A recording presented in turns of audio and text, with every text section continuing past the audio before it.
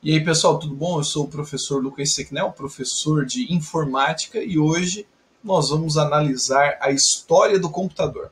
Na aula anterior, o professor preferiu, introduzir a informática, ou seja, reconhecer os fundamentos da ciência que estuda os computadores e também hoje smartphones, tablets e todos os dispositivos que facilitam a nossa vida e estão relacionados à tecnologia. Mas hoje, especificamente, vamos analisar a história do computador.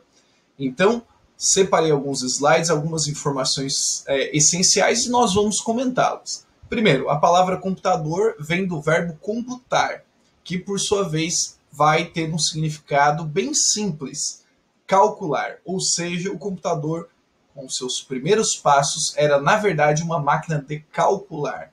Sendo assim, podemos pensar que a criação dos computadores começa na Idade Antiga, e já que a relação de contar intrigava os homens, ou seja, a partir dos conhecimentos de lógica matemática, surge a ideia da criação dos primeiros computadores. É claro, muito diferente do que nós conhecemos hoje.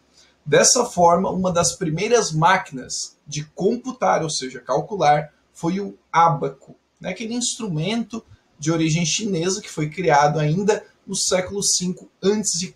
Sempre lembrando, o ábaco é aquele objeto que se usa muito, principalmente na pré-escola, lá no primeiro ano do ensino fundamental, para a gente aprender a separar unidade, dezena, centena, milhar, unidade de milhar, para a gente conhecer e reconhecer os números também. E os algarismos, claro. Então, de acordo com os sistemas e ferramentas utilizados, a história da computação está dividida em em 4 grandes períodos. E aqui embaixo, eu deixo uma ilustração de 1960, grandes computadores, grandes cabines, passamos para a década de 70, computadores ainda grandes de baixa potência, década de 80, uma significativa evolução, perceba a mudança no layout do computador, 90, 2000, 2010 até 2015, nos depararmos com a ideia de um smartphone em pleno funcionamento. E as gerações, a primeira geração de 51 a 59, os computadores de primeira geração eles funcionam por meio de circuitos e válvulas eletrônicas. O uso era restrito, eram imensos e consumiam muita energia. O primeiro exemplo é o ENIAC, que consumia 200 kW e tinha 19 mil válvulas. Outro exemplo é que na segunda geração, de 59 a 65, eles ainda eram muito grandes e funcionavam por meio de transitores. Ou seja, na verdade, substituíram as válvulas, eles eram maiores e mais lentas, e nesse período já começa a espalhar o uso comercial, ainda bem restrito.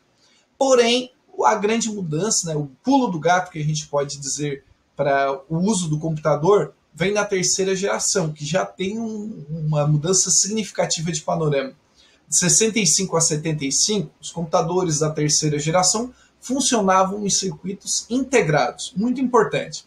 Substituíram os transitores que haviam substituído as válvulas e já apresentavam uma dimensão menor e uma capacidade de processamento, que é algo essencial quando você vai comprar uma máquina, olhar muito bem o processador, o processamento era mais rápido. E foi nesse período que os chips foram criados e a utilização de computadores pessoais acabou ocorrendo. Ou seja, a terceira geração nós temos um salto enorme da primeira e da segunda, em que o uso ainda era muito restrito. Agora, a quarta geração é de 75 até os dias atuais. Por que um tempo tão longo? Apesar das grandes mudanças, ainda não houve nenhuma ruptura para quem estuda a ciência da informática. Com o desenvolvimento da tecnologia da informação, os computadores diminuem muito de tamanho, como a figura apresentada lá no começo dessa aula.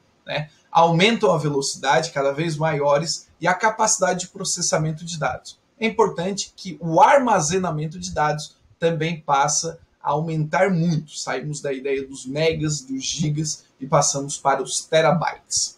São incluindo os microprocessadores com gastos cada vez menor de energia. Isso faz muita diferença para um computador pessoal. Nesse período, mais precisamente a partir da década de 90, há uma grande expansão dos computadores pessoais. E é um fator decisivo, inclusive estou gravando este vídeo, essa videoaula, através de um computador pessoal. Ou seja, se supõe aí que boa parte da população tenham essas máquinas em casa. Pessoal, até a próxima videoaula. Até breve.